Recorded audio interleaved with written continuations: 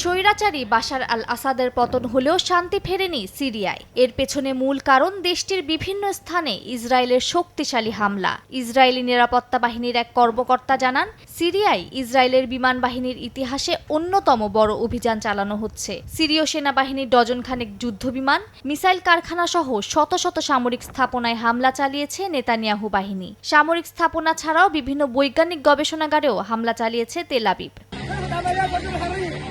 সিরিয়ার বিভিন্ন অঞ্চলে মাথাচাড়া দিয়ে উঠছে বিভিন্ন বিদ্রোহী সংগঠন। স্থানীয় সময় সোমবার জাফরান গ্রামে মার্কিন সমর্থিত কুর্দি বিদ্রোহী গোষ্ঠী সিরিয়ান ডেমোক্রেটিক ফোর্সের ওপর বন্দুক হামলা চালায় তুরস্ক সমর্থিত সিরিয়ান ন্যাশনাল আর্মি। এতে বেশ কয়েকজন হতাহত হয়েছেন।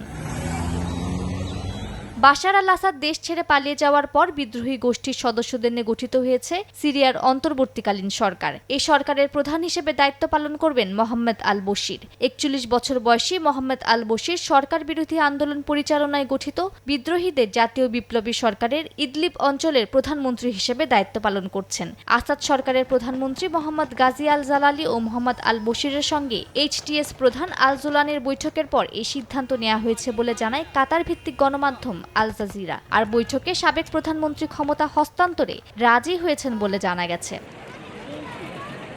নতুন সিরিয়ায় ফিরতে শুরু করেছেন হাজারো বাস্তুচ্যুত সিরীয়। তবে এদের মধ্যে অনেকেই তাদের ফেলে যাওয়া বাড়িঘর অক্ষত অবস্থায় পাননি। এমন অবস্থায় সিরিয়ার দশক পুরানো মানবিক সংকট আরও প্রকট হতে পারে বলে মনে করছেন বিশেষজ্ঞরা। সিরিয়ার সেদনেয়া জেলের সামনে হারানো স্বজনদের খুঁজতে ভিড় করছেন হাজারো সিরীয়। এ জেলে মানবাধিকার সংস্থা উদ্ধার কাজ চালিয়ে বেশ কয়েকজন বন্দির মৃতদেহ উদ্ধার করেছে। মালিহা সুরাওয়ার্দী, সময় সংবাদ।